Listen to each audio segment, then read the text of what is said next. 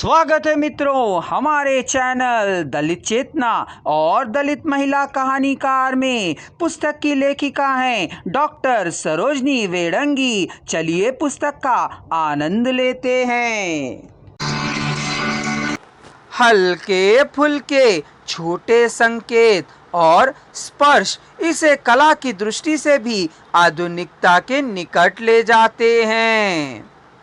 सतही और स्थूल ही यही यथार्थ बोध की कथा चेतना का यहाँ आरंभ है। अपने मूल स्थान बंगाल में पहले से मौजूद जागरण और चेतना के प्रभाव से लेखिका अनुभव की स्त्री सुलभ सीमाओं का उल्लंघन करने में समर्थ हुई है और हिंदी में लिखकर अपने जैसी अकेली बन सकी है। बंग महिला एक प्रखर और तेजस्विनी रचनाकार थी। स्त्री की पारिवारिक सामाजिक स्थितियों और समस्याओं से संबद्ध उनका वैचारिक साहित्य सरस्वती में निरंतर प्रकाशित होता रहता था। कई बार अपनी प्रखरता के कारण इस टिप्पणी के साथ भी कि संपादकीय सहमति अनिवार्य नहीं है।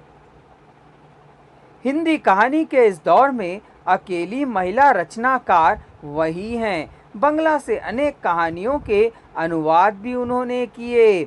उनका राई से पर्वत उपन्यास भी प्रकाश में आया है। महिलाओं की कथा रचना की श्रृंखलाबद्ध शुरुआत सन 1922 ईस्वी से हुई। महिलाओं की इच्छा, रुचि, बौद्धिक क्षमताओं के विकास को ध्यान में रखते हुए तब चांद और माधुरी जैसी पत्रिकाओं का प्रकाशन आरंभ किया गया। महिला लेखन में उल्लेखनीय योगदान शिवरानी प्रेमचंद द्वारा हुआ, जिनकी पहली कहानी साहस 1927 में चांद में प्रकाशित हुई। सन 1915 से लेकर सन 1926 तक का यह समय लेखिकाओं के नाम से एकदम खाली तो नहीं, परंतु विशेष रूप से उल्लेखनीय नाम भी कोई नहीं है।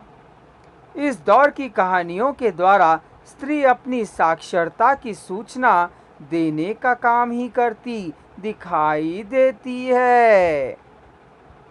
विषय के रूप में परंपरागत मर्यादाओं को प्रत्येक मूल्य पर निभाने के संकल्प और विचलन का दुष्परिणाम आदि ही दिखते हैं।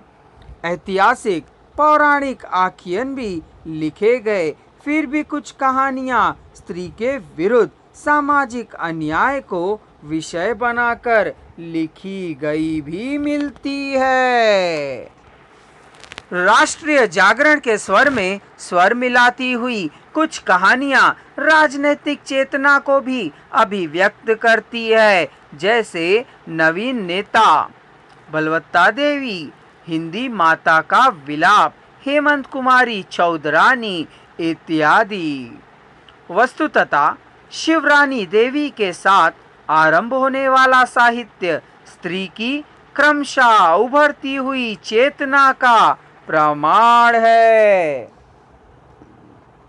इस साहित्य में स्त्री के जीवन की विडंबनाओं पर हाहाकार व भावनात्मक उद्गार ही चाहे अधिक है, परंतु पहली बार पर्दा, बाल वैधव्य, विधवा की दयनीय असहाय दशा, आर्थिक असुरक्षा, अशिक्षा और महत्वपूर्ण विषयों को इन कहानियों में उठाया गया है। यहाँ इन स्थितियों में जीवित रहने की मजबूरी और यातना की ओर एक संदेह दृष्टिपात की याचना है। स्त्री की दशा पर यह एपिग्रथ उस काल की सभा चेतना का आवश्यक अंग था। अगर आप संपूर्ण वॉइस को एक ही साथ सुनना चाहते हैं तो डिस्क्रिप्शन बॉक्स में दिए जा रहे लिंक को क्लिक कर लीजिए।